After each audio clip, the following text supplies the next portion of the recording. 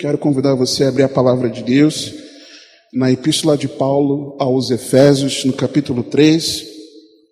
Leremos a partir do versículo 14.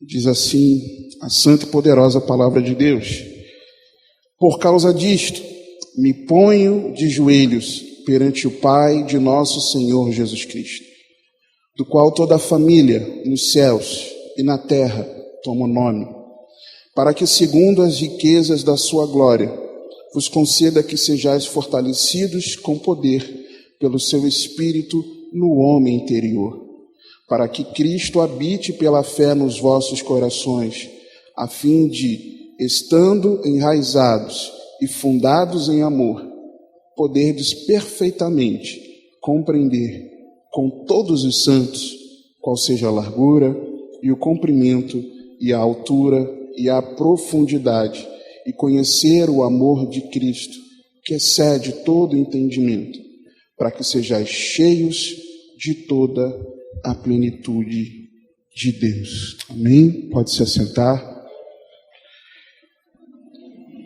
Glória a Deus. Eu quero iniciar essa palavra contando uma ilustração. Duas fazendeiras moravam perto uma da outra. Uma era cristã, a outra, além de não ser, tinha aversão a crente.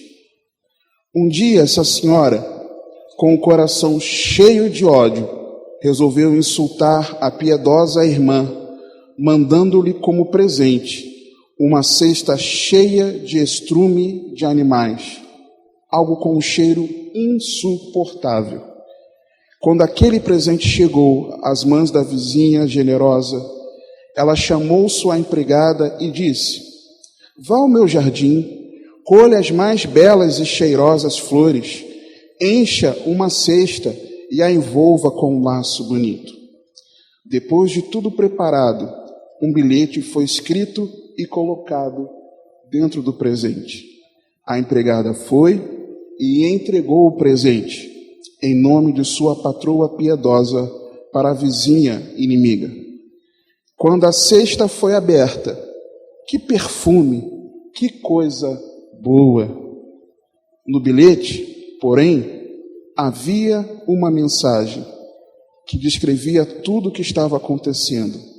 Cada um dá o que tem. Cada um dá o que tem. Segundo aos Coríntios, capítulo 2, versículos 14 e 15, diz assim a palavra de Deus: E graças a Deus, que sempre nos faz triunfar em Cristo, e por meio de nós manifesta em todo lugar a fragrância do seu conhecimento, porque para Deus somos o bom perfume de Cristo, nos que se salvam e nos que se perdem. Que perfume nós temos exalado? O que nós temos entregue às pessoas? O que, quando as pessoas se aproximam de nós, o que elas sentem, o que elas olham, o que elas escutam, o que elas percebem, o que elas recebem? O que há dentro de mim e dentro de você? No texto que nós lemos, Paulo ele fazia uma oração pela igreja, e no final do que ele pedia ao Senhor, ele pedia para que aquela igreja fosse cheia da plenitude de Deus, para que aquela igreja fosse cheia de Deus. Se eu não estiver cheio de Deus, o que eu vou oferecer às pessoas ao meu redor? O que eu, como cristão, posso oferecer àquele que se achega a mim, se eu não estiver cheio de Deus? O que eu posso oferecer? Quero contextualizar essa epístola. É importante nós entendermos um pouco sobre ela. Aqui na carta aos Efésios, Paulo está escrevendo a respeito da igreja gloriosa.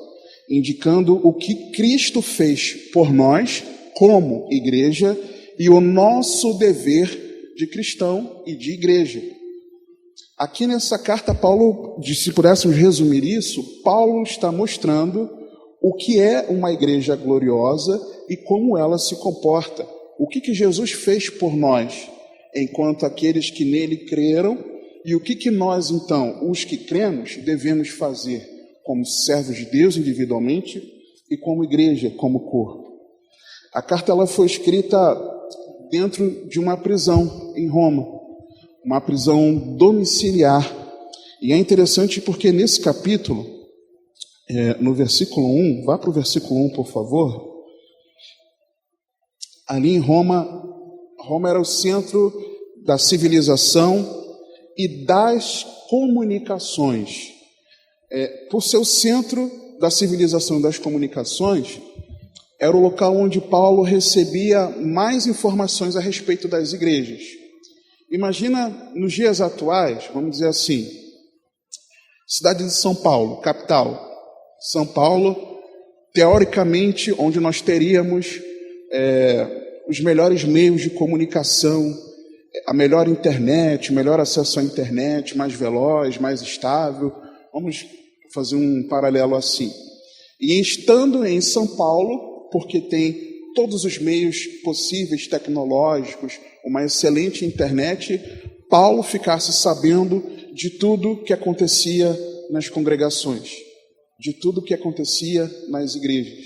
Era como se fosse algo assim. E por ele saber tanto a respeito de como estavam andando as congregações, o que Paulo fez?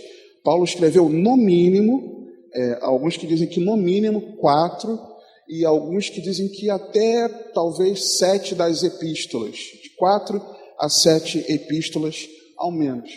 E como é que Paulo fez isso? Preso, na sua prisão domiciliar. Mas observe o versículo 1 do capítulo 3. Alguns dizem que foi na prisão domiciliar, há aqueles que defendem que não, mas eu entendo que pelo período da carta sim.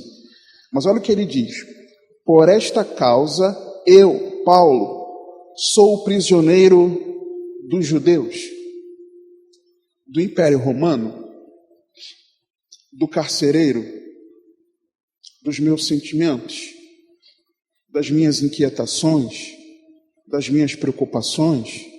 Não. Das minhas vontades? De forma nenhuma. O prisioneiro de Jesus Cristo. Paulo mesmo preso naquela cadeia.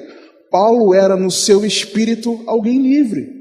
E ele não considerava que ele estava preso por causa, porque os judeus o acusaram injustamente, porque os romanos resolveram então o prender. Ele não julgava por conta disso, mas ele julgava que era preso de Cristo. Mas por quê? Por causa de quem? O versículo diz: por vós, os gentios. Eu estou preso a Jesus Cristo por vocês. É por amor a vocês. E ele explica na continuação do capítulo 3 que era por cumprir a missão dele de pregar aos gentios, de pregando a revelação do mistério que estava oculto, que era do Senhor formar num corpo judeus e gentios convertidos a ele, sendo a extensão do corpo de Cristo que caminhasse na plenitude de Cristo aqui na terra. Interessante, irmãos, porque essa cidade, Éfeso, ela era muito famosa. Tinha nela um importante fluxo. Mas imagina uma grande cidade, bem movimentada. Ela tornou-se uma espécie de centro dos trabalhos de Paulo, até porque dali ele escreveu várias epístolas, orientou vários irmãos, socorreu igrejas, enviando obreiros, estando ali em Roma, em Éfeso, perdão. E a capital do cristianismo na Ásia Menor. Ela não só foi o centro de trabalho de Paulo. Paulo ele passou ali um grande tempo em Éfeso, mas como também Paulo ali, a cidade de Éfeso, na verdade, ela era o centro do cristianismo na Ásia Menor. Décadas depois, João, fugindo antecipadamente do cerco que teve em Jerusalém no ano 70, cerca de 2 anos antes, décadas depois, um tempo depois de Paulo estar trabalhando ali em Éfeso, João passa a também atuar em Éfeso. Dali conta a história, conta a tradição que João ele supervisionava não apenas a igreja de Éfeso, mas as demais 6 igrejas na região ali, principais igrejas na Ásia Menor, a quem o Senhor Jesus endereça as cartas em Apocalipse. Ali naquela cidade havia o templo de Diana. Já ouviu falar sobre as 7 maravilhas do mundo antigo?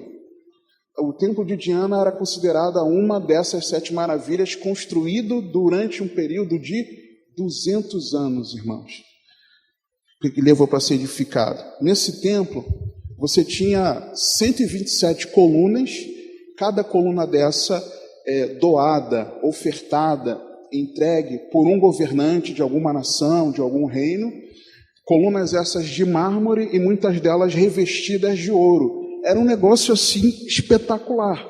Arquitetonicamente falando, era uma belezura, era algo assim lindíssimo de se observar. Os mistérios de Diana tinham conexão com artes mágicas e Éfeso era a principal sede dessa arte de judeus e pagãos. Lá no capítulo 19, não vou ler porque não é o foco da mensagem, mas lá no capítulo 19 nós vemos como Paulo estava causando um estrago nas trevas, porque muitos estavam se convertendo a Jesus Cristo.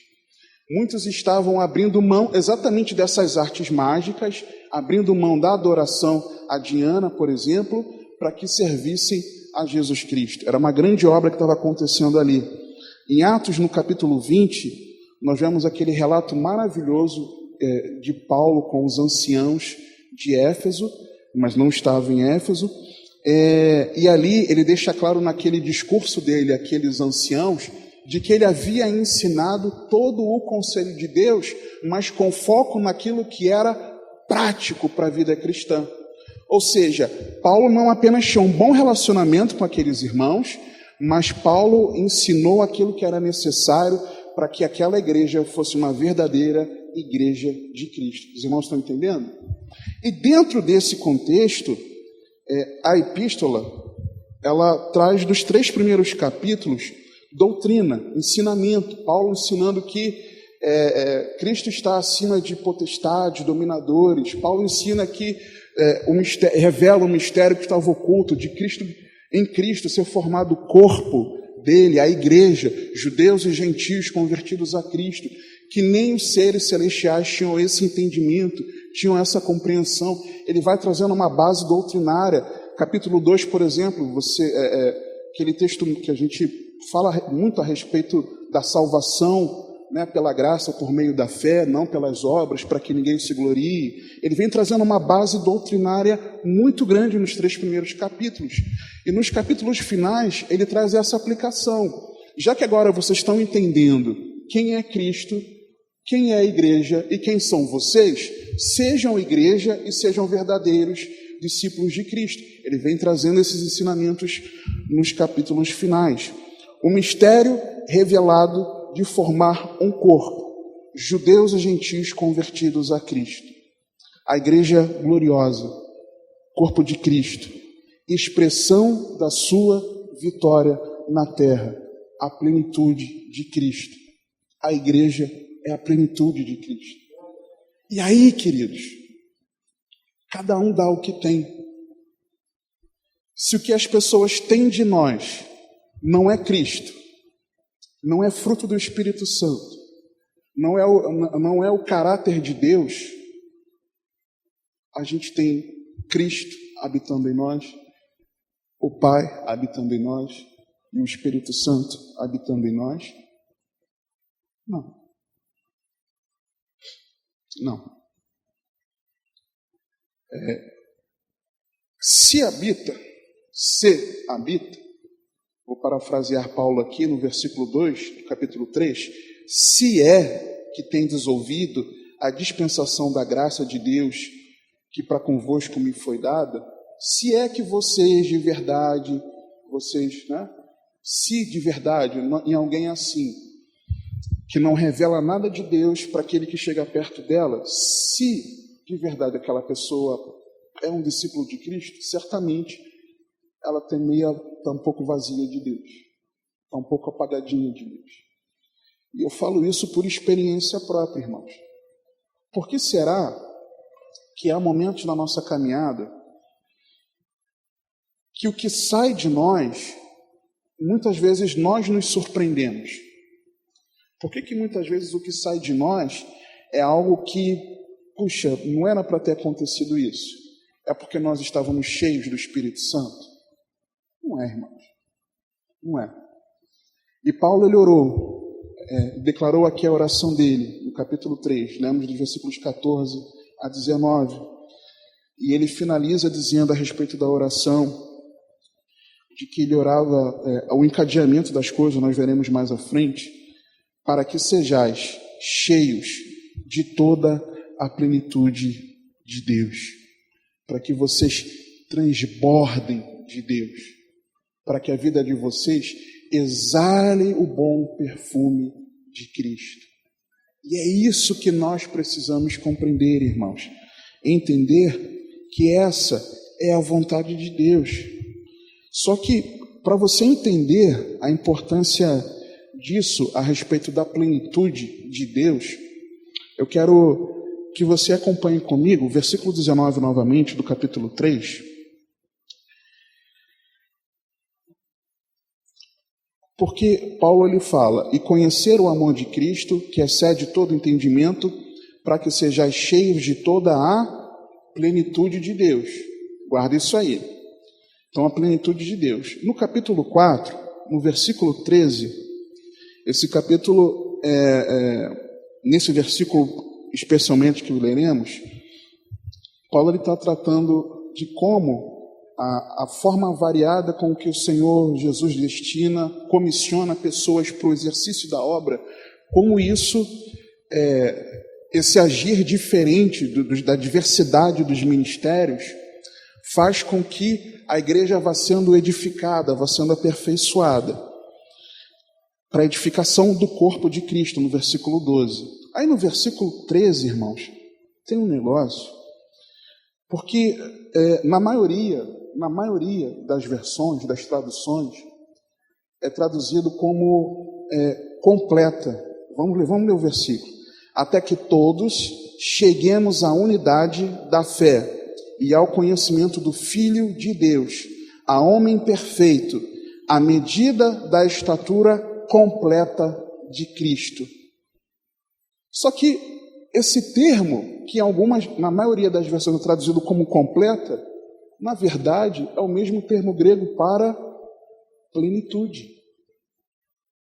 Então, quando Paulo ele escreve aqui da diversidade do operar dos ministérios, apóstolos, profetas, evangelistas, pastores, mestres, querendo aperfeiçoamento dos santos para a obra do ministério, para a edificação do corpo de Cristo, é para quê? É para que a igreja viva na plenitude de Cristo. Na plenitude de Cristo. Só que vá para o capítulo 5, por favor, versículo 18, você conhece bem. E não vos embriagueis com vinho em que há dissolução, mas enchei-vos do Espírito, ou sejam cheios da plenitude do Espírito. É o mesmo termo. Então, na carta, Paulo está falando da importância de viver na plenitude de Deus, de Cristo e do Espírito Santo.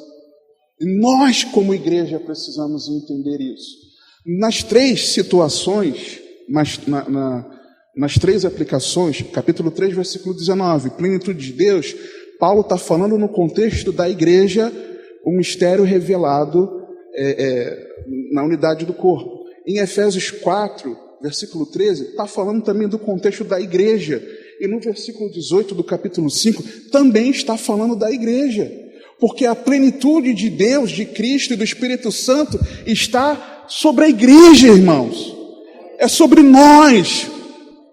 Não é sobre a minha pessoa, Geraldo Augusto, mas é sobre nós como congregação.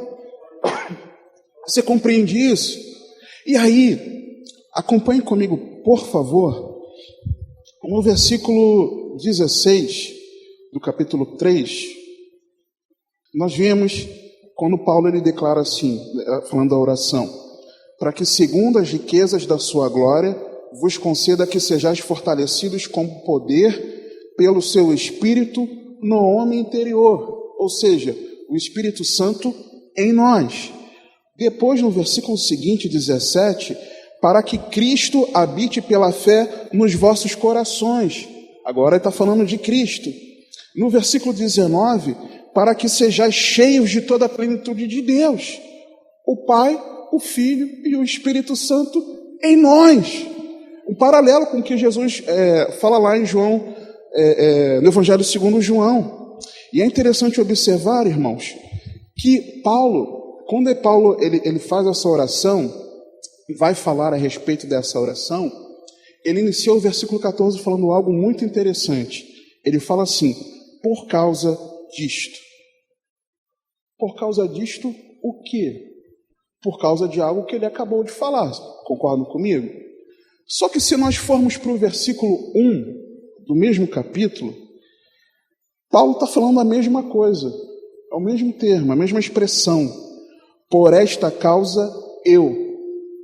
Então, quando Paulo fala no versículo 14, que por causa disso ele se colocava de joelho para orar pela igreja, ele estava, na verdade, voltando ao que ele tinha começado a falar no versículo 1, mas ele deu uma pausa. Eu enxergo aqui que dos versículos 2 ao versículo 13, Paulo ele abre um parênteses. Ele está falando alguma coisa, não tem como você estar falando uma coisa, aí de repente você se lembra de algo, e aí você vai explicar aquele algo, e depois você volta ao raciocínio. Muitas vezes eu me perco se eu fizer isso. As mulheres são sensacionais para isso. Elas vão abrindo várias caixinhas. Pá, pá, pá, pá, pá, pá, pá. Aí tem hora que eu fico assim mesmo. É sério. Isso aconteceu ontem. Foi ontem, né, amor? Aí eu falei, amor, eu quero te ouvir. Eu não estou entendendo nada. Eu falei, amor, eu preciso de um tempo. Eu estava com a mente confusa naquela hora. Não por causa dela, não. É porque eu creio que naquele momento eu estava debaixo de uma batalha espiritual. E ela compreendeu isso, ela discerniu, ela sempre compreende. Aí eu orei, fiquei um tempo quieto, sozinho. Aí depois eu fui interagindo com ela, com a Bia. Porque nós muitas vezes, muitas vezes os homens, não têm essa habilidade, as mulheres têm. Há homens que têm, conseguem falar algo e para aquilo que está falando, abre um parênteses. Paulo fez isso aqui e fez muito bem, claro que inspirado pelo Espírito Santo. E nesse parênteses que Paulo abre, sobre o que Paulo fala? Paulo ele fala desse mistério, esse mistério que eu estou comentando aqui com os irmãos, que não vou ler os versículos para nós ganharmos tempo. Antes de Paulo continuar a dizer, por causa disso, ele queria falar que ele orava pela igreja, ele quis explicar mais uma vez que igreja é essa, que corpo de Cristo é esse. Ele mais uma vez, ele faz isso. Mas para nós entendermos sobre plenitude, amados, eu quero que você abra, por favor, na Epístola aos Colossenses, no capítulo 2. Colossenses 2. Eu preciso costurar na sua mente esse entendimento sobre a plenitude de Deus disponível para mim e para você. Versículo 8 em diante, diz assim a palavra de Deus: tende cuidado para que ninguém vos faça presa sua por meio de filosofias e vãs sutilezas, segundo a tradição dos homens, segundo os rudimentos do mundo, e não segundo Cristo. Uma pausa aqui. Aqui, a igreja colossense, eles tinham um culto misto, em que eles misturavam filosofia, eles misturavam judaísmo, eles misturavam misticismo e misturavam cristianismo. Era uma salada só. E por eles misturarem inclusive o misticismo, eles ofereciam cultos a anjos. Eles criam que havia seres espirituais emanados de Deus, e que esses seres espirituais, cada um desses seres, desses anjos, desses demônios, tinha um pouquinho de Deus, cada um deles. Então eles adoravam a vários. Se cada um tem um pouquinho de Deus, nós vamos adorar a vários. Aí Paulo, ele corta esse entendimento quando no versículo 9 ele diz: porque nele Cristo, que ele acabou de mencionar, habita corporalmente toda a plenitude da divindade. Ele está dizendo, não tem isso de um pouquinho em cada entidade dessa. Tudo de Deus está no corpo de Cristo. E aí o texto continua: e estáis perfeitos nele, que é a cabeça de todo principado e potestade, no qual também estáis circuncidados, com a circuncisão não feita por mão no despojo do corpo dos pecados da carne, pela circuncisão de Cristo, sepultados com ele no batismo, nele também ressuscitastes pela fé no poder de Deus que o ressuscitou dentre os mortos. E quando vós estáveis mortos nos pecados e na incircuncisão da vossa carne, vos vivificou juntamente com ele, perdoando-vos todas as ofensas, havendo riscado o escrito de dívida que era contra nós, nas suas ordenanças, a qual de alguma maneira nos era contrária, e a tirou do meio de nós, cravando-a na cruz, e despojando os principados e potestades, os expôs publicamente, e deles triunfou em si mesmo. Paulo está falando que Jesus, ele é a plenitude de Deus, mas não apenas que toda a plenitude de Deus habita no corpo de Cristo, mas ele fala da vitória que Jesus conquistou, exatamente triunfando sobre esses mesmos que a igreja estava idolatrando, que a igreja estava adorando. Então, quero trazer ênfase para o versículo 9, porque nele habita corporalmente toda a plenitude da divindade. Onde habita toda a plenitude de Deus? No corpo de Cristo. Lemos aqui. No capítulo 1, vai para o capítulo 1 de Colossenses ainda, a partir do versículo 12. Um texto que há quem afirme que era um trecho de uma canção que a igreja cantava naquele tempo. Dando graças ao Pai, que nos fez idôneos, capazes, para participar da herança dos santos da luz, o qual nos tirou da potestade das trevas e nos transportou para o reino do Filho do seu amor, em quem temos a redenção pelo seu sangue, a saber, a remissão dos pecados, o qual é imagem do Deus invisível, o primogênito de toda a criação, porque nele foram criadas todas as coisas que há nos céus e na terra, visíveis e invisíveis, sejam tronos, sejam dominações, sejam principados, sejam potestades. Tudo foi criado por ele e para ele, e ele é antes de todas as coisas, e todas as coisas subsistem por ele, e ele é a cabeça do corpo, da igreja.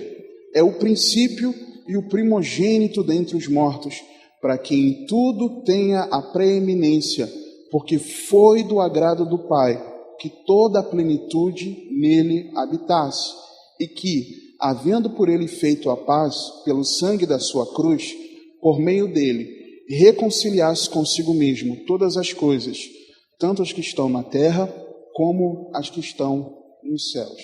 Até aí. Então o texto está dizendo para nós, a partir do versículo 18, que Jesus é o cabeça do corpo, e diz que o corpo é a igreja. E no versículo 19, o texto fala que foi do agrado de Deus que toda a plenitude do Pai estivesse habitando nele, em Cristo. Mas no capítulo 2, nós não vimos que, versículo 9, que toda a plenitude está no corpo de Cristo. No capítulo 1 diz que esse corpo é a igreja, cujo cabeça é Cristo.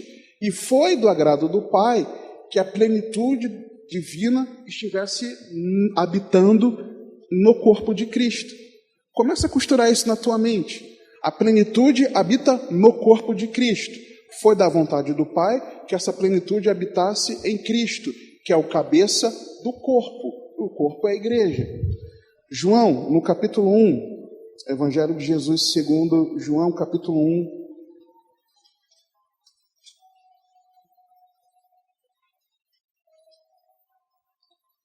versículo 14 a 16.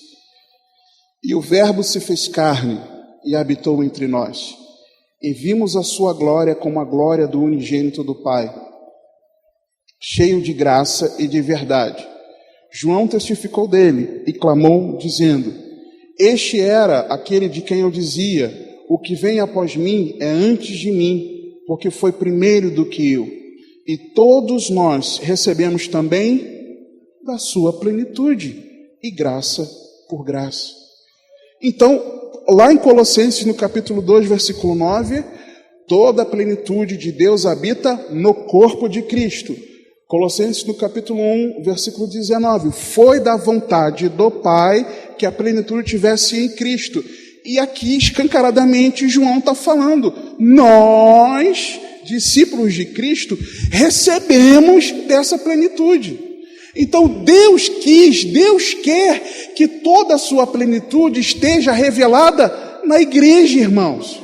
E se você e eu, quando as pessoas se aproximam de nós, se nós não exalamos dessa plenitude, se não sai nada de Deus dos nossos lábios, da nossa conversa, das nossas atitudes, dos nossos pensamentos, dos nossos sentimentos, irmãos, pelo amor de Deus, será que nós estamos sendo de verdade igreja de Cristo?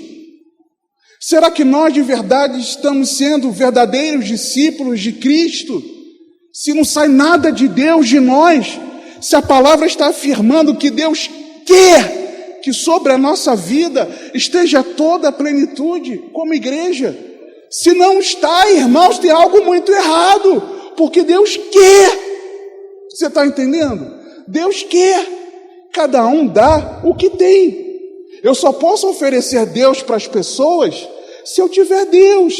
Eu só posso oferecer a vida de Cristo se Cristo de verdade viver em mim. Se de verdade eu já tiver morrido para mim mesmo, para esse mundo, para o pecado. Mas se a vida de Cristo não de verdade está em mim, irmãos, eu não tenho que oferecer nada de Cristo. Você está entendendo? Porque muitas vezes nós, eu me incluo, nós, muitas vezes, nos pegamos em momentos assim. Nós nos pegamos em momentos que parece que a gente está vazio de Deus. Mas não é porque Deus quer. Pelo contrário, Ele quer que nós sejamos cheios dEle, cheios da vida dEle, cheios da presença dEle, cheios do poder dEle, cheios da ação dEle, cheios de Deus.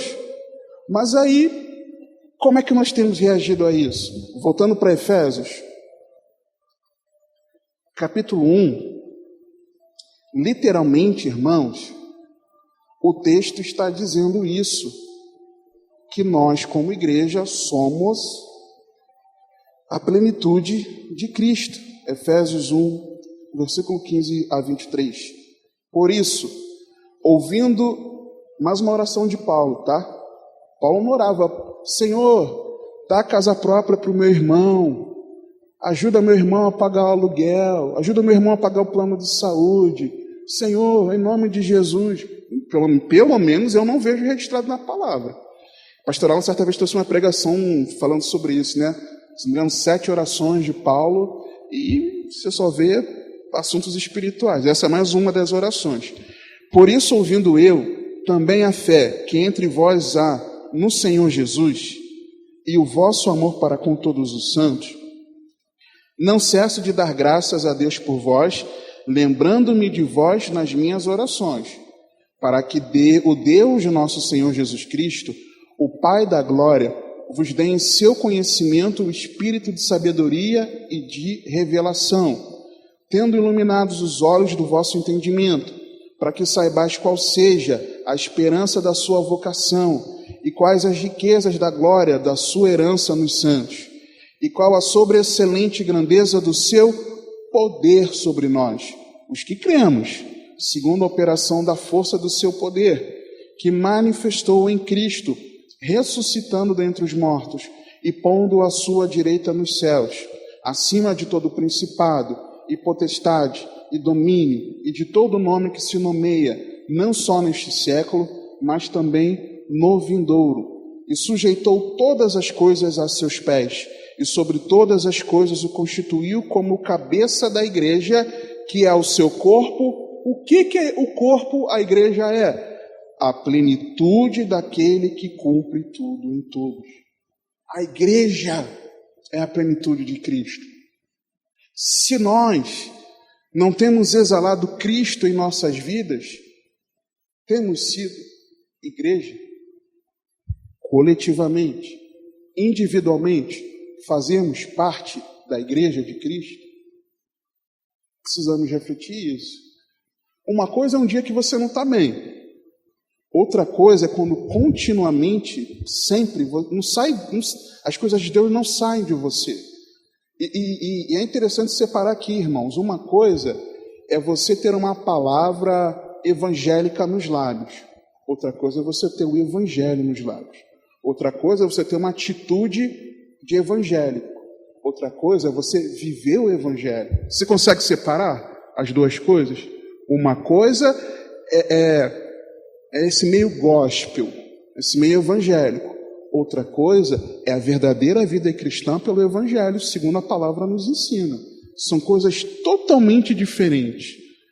Não é porque você tem um evangeliquez nos lábios que você está exalando Cristo para as pessoas, não. Não se engane, não. Não se engane. A pessoa está enferma. Aí você chega assim para a pessoa, você é crente, fervoroso, aí você chega para a pessoa, já deu tudo certo, Deus vai te curar. É mesmo? É mesmo? O Espírito Santo te revelou isso? Se o Espírito Santo te revelou, amém. Se não, é mesmo. Você está entendendo? Você tem, ou eu, temos o evangeliquez nos lábios, na vida, mas não tem o evangelho de Cristo, que é vida. Então nós precisamos fazer essa distinção, amados. O que temos apresentado, o que nós oferecemos, o que nós falamos, o que nós pensamos, irmãos, o que nós sentimos, o que fazemos, como reagimos às circunstâncias, do que nós estamos cheios, irmãos? Do que nós estamos cheios? Lembra da ilustração que eu comecei a falar no início?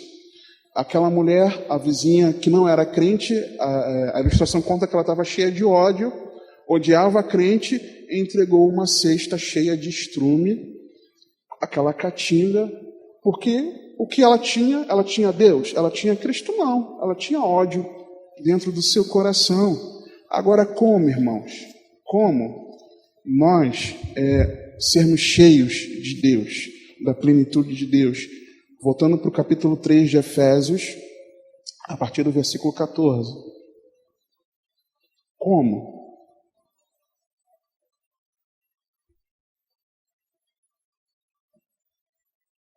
Paulo ele começa dizendo, retomando o raciocínio do versículo 1. Por causa disto, me ponho de joelhos perante o Pai de nosso Senhor Jesus Cristo, do qual toda a família nos céus e na terra, todo o nome. Ou seja, orando. Como que eu sou cheio de Deus na minha vida?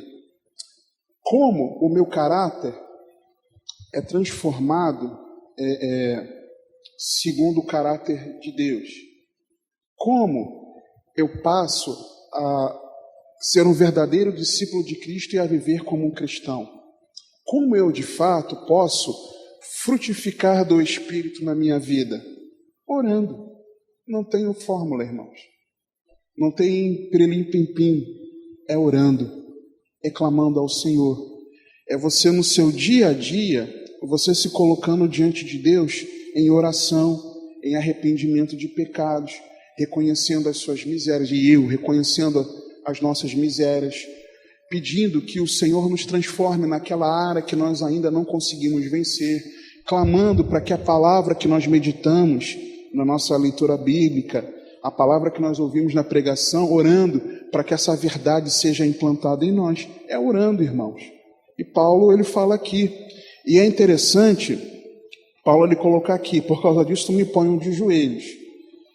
É claro que Paulo estava escrevendo aos gentios, essencialmente, gentios convertidos a Cristo, mas também a judeus convertidos a Cristo, porque no capítulo 3, no anterior, principalmente no capítulo 2, ele fala que houve a parede de separação, ela foi derrubada e Deus fez dos dois povos um só, o corpo de Cristo, a igreja.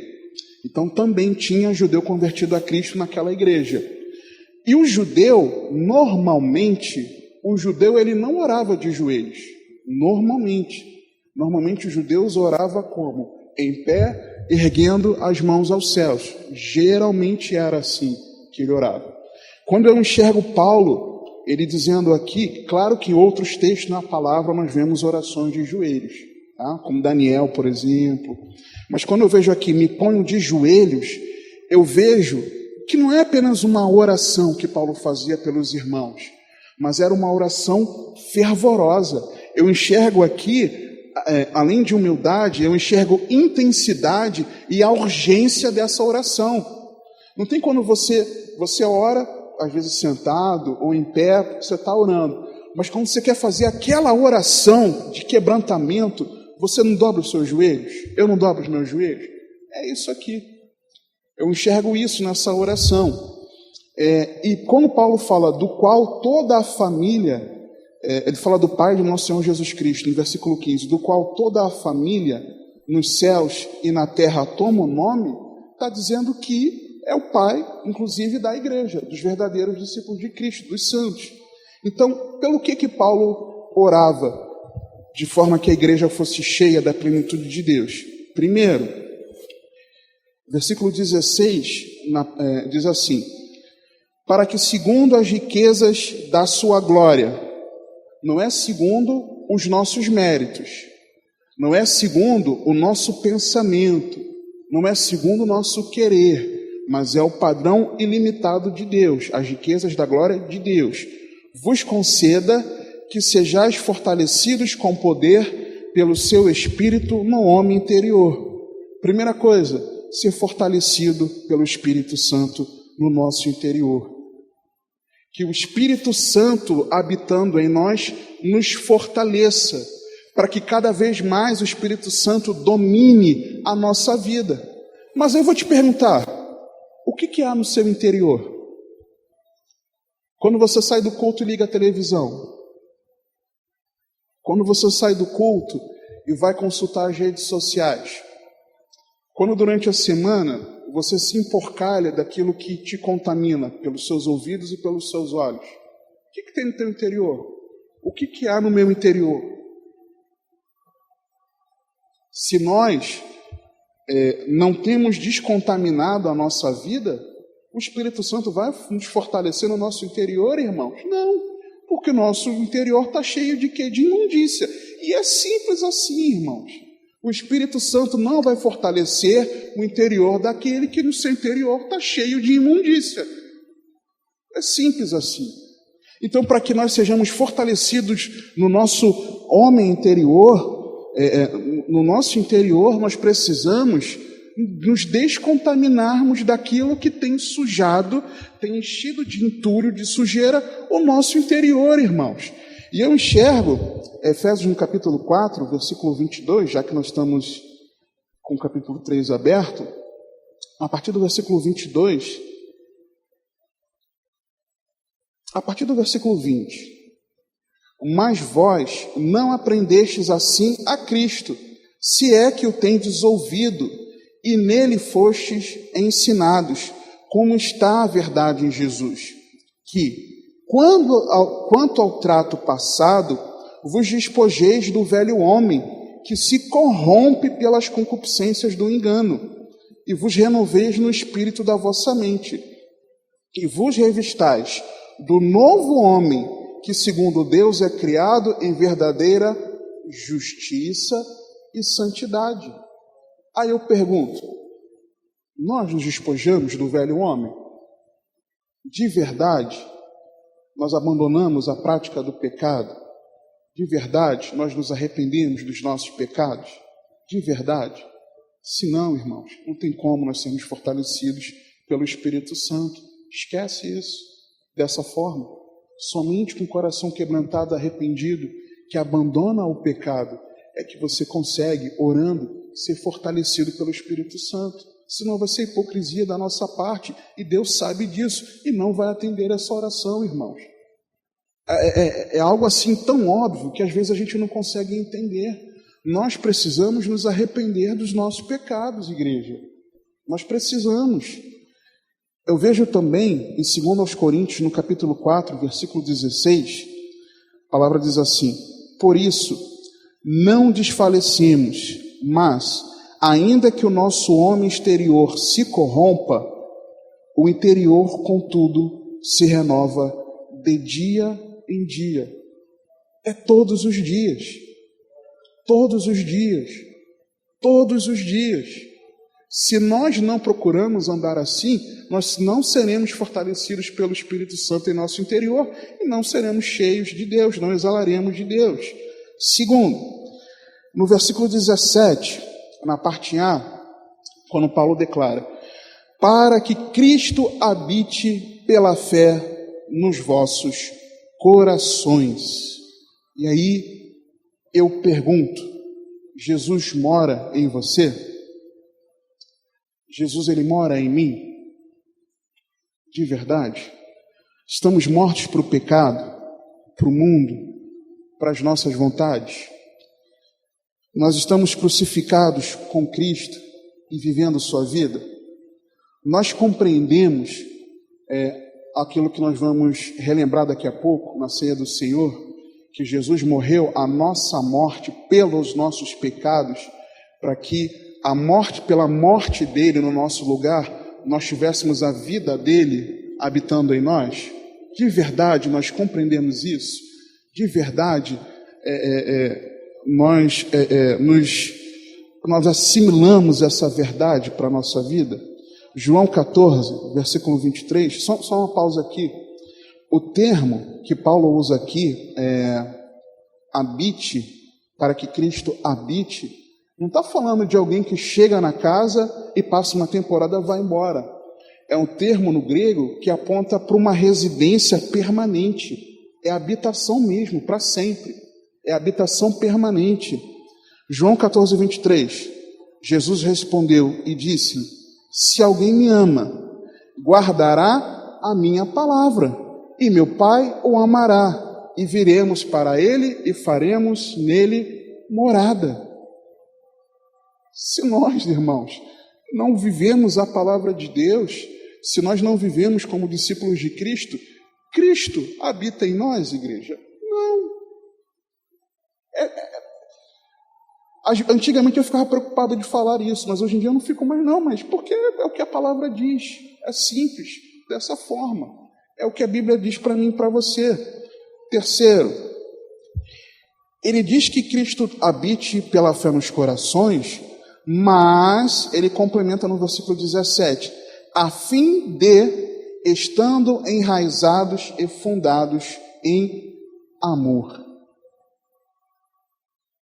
A nossa raiz de vida cristã, a nossa base, o nosso alicerce é o amor. É o amor.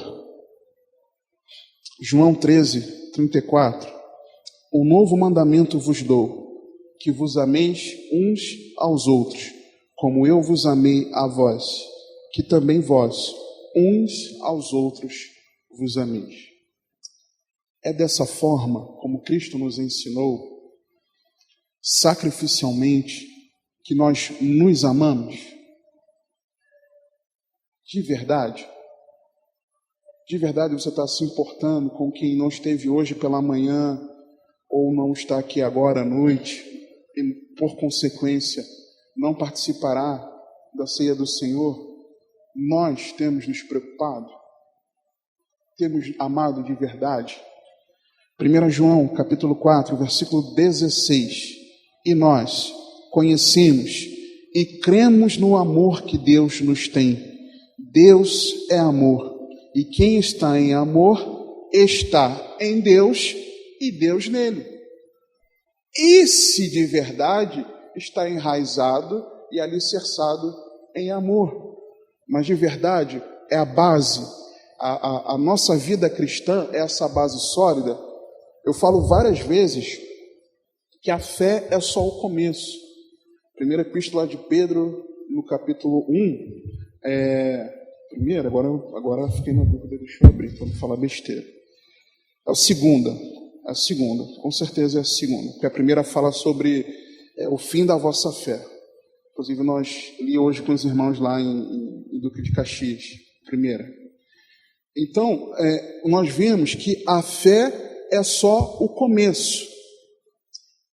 Nós recebemos tudo aquilo necessário para a vida e piedade, e aí, do versículo 5 em diante, vem descrevendo, olha, você tem a fé, acrescente a fé a virtude, e aí vem falando de tudo aquilo que eu tenho que acrescentar até que eu chegue ao amor.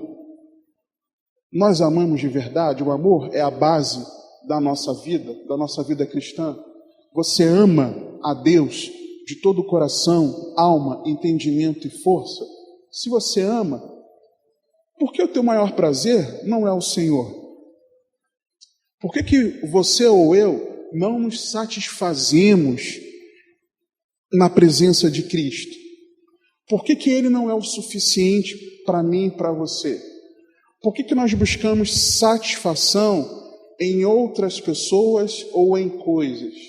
De verdade, nós estamos em amor? Quarto, voltando para Efésios 3, ainda estamos, né? Quarto, nós vemos a compreensão do amor de Cristo. Devemos orar para nós compreendermos o amor de Cristo. Versículo 18, na parte A. Poderdes perfeitamente compreender. E esse compreender, junto com o versículo 19, nós vemos que é compreender o amor de Cristo. E é interessante que o termo usado aqui para compreender fala de você obter, de você tornar próprio, de você incorporar como seu, de você tomar para si. É uma compreensão tal que você, agora eu compreendo. E que naturalmente nós não conseguiremos de forma nenhuma compreender.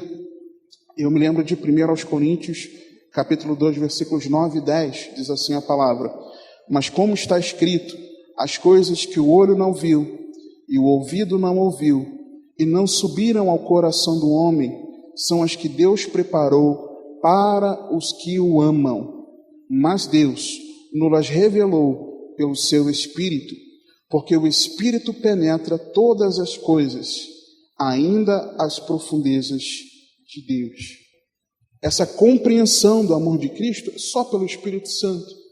Só que, olha que interessante, na continuação do versículo 18, poderdes perfeitamente compreender, sozinho, individualmente, você como cristão, eu como cristão, não. É com todos os santos, irmãos. Você e eu precisamos orar para que nós tenhamos a consciência de que nós fazemos parte de um coletivo. Nós fazemos parte de um todo. Não tem isso de eu sozinho. Não tem isso de eu caminhar de forma isolada. Mas nós estarmos juntos. Nós estarmos congregados. Quem aqui participa, por exemplo, de encontro no lar, você sabe disso. O quanto que no encontro no lar, por exemplo, nós somos edificados pela vida de uns aos outros. Cada um tem um testemunho, tem algo que saltou aos olhos do capítulo que está sendo lido, examinado, e vai edificando a nossa fé uns aos outros. Olhar para o sorriso dos meus irmãos, isso edifica a minha fé. Ouvir o testemunho dos irmãos, ouvir relatos daquilo que Deus tem feito na vida dos meus irmãos, ouvir testemunhos sobre aquilo que o Senhor tem de forma poderosa agido, tudo isso edifica a minha fé. Receber um conselho, receber uma palavra, receber um puxão de orelha, ser confrontado pelo Espírito Santo através da vida de vocês, tudo isso faz, irmãos, que a minha visão a respeito do amor de Cristo, ela cada vez aumente, fique maior e vá sendo aprofundada. Mas essa compreensão, é com todos os santos. Nós precisamos entender isso. E no versículo 19, e conhecer o amor de Cristo, que excede todo entendimento. Apesar de nós precisarmos compreender a respeito desse amor, e conhecê-lo, e conhecer aqui é no sentido de você experimentá-lo, é de você ter experiência, é um termo que é usado para falar do conhecimento, da experiência. Não é eu conheço de ouvir falar, eu conheço de conviver, de ter um relacionamento pessoal. É claro que esse entendimento não é um entendimento que nós teremos de forma simples, não é algo simplório, mas é algo. Por quê? Porque nós não vamos conseguir ter a compreensão total e o conhecimento total, a experiência total desse amor de Cristo, ele é esse entendimento. E aí eu me lembro de 2 Coríntios, capítulo 5, versículo 14, encerrando, versículos 14 e 15. Porque o amor de Cristo nos constrange. Uma pausa. Se você não tem experiência com o amor de Cristo, você vai ser constrangido por esse amor? Não. Continuando. Julgando nós assim, que se um morreu por todos, logo todos morreram. E ele morreu por todos, para que os que vivem não vivam mais para si, mas para aquele que por eles morreu e ressuscitou. E é isso que nós vamos lembrar já já na ceia do Senhor. É exatamente isso aqui. Ao participar da mesa do Senhor, a participar da ceia do Senhor, nós estamos demonstrando de verdade que esse amor de Cristo, ele nos constrange, de que nós experimentamos desse amor, que nós procuramos compreender esse amor, que nós temos a consciência de estarmos com os nossos irmãos, de que nós estamos enraizados e fundados em amor, de que Cristo habita pela fé em nossos corações e que nós somos fortalecidos no nosso interior pelo Espírito Santo. Para quê? Versículo 19, parte B. Para que sejais cheios de toda a plenitude de Deus. E por isso eu quero orar com você, igreja. Vamos orar. Nós precisamos ter esse entendimento, participar da mesa do Senhor já já com esse entendimento de que, como corpo de Cristo, discernindo o corpo de Cristo, simbolizado pelo pão partido, do qual todos nós participaremos, discernindo esse corpo, nós discernimos que esse corpo é a plenitude do Senhor Jesus Cristo. E de que sobre esse corpo, Deus quer que habite toda a sua plenitude. Cada um dá o que tem. E o que nós temos a oferecer? A Deus e àquele que se aproxima de nós. Pai, no nome de Jesus, eu oro a Ti, Pai, grato pela oportunidade de estar com os meus irmãos. Grato, Senhor, pela oportunidade de juntos, Senhor, vermos na Tua palavra que o Senhor deseja que nós sejamos plenos de Ti. Mas muitas vezes, Senhor, aquilo que nós temos oferecido às pessoas é o que nós temos. E muitas vezes, ó Pai, a nossa vida demonstra que nós não temos de Ti. Tem misericórdia de nós. Ajuda-nos, Senhor, a nos arrependermos desse grave pecado de desprezar, Senhor, a Ti na nossa vida, no nosso cotidiano.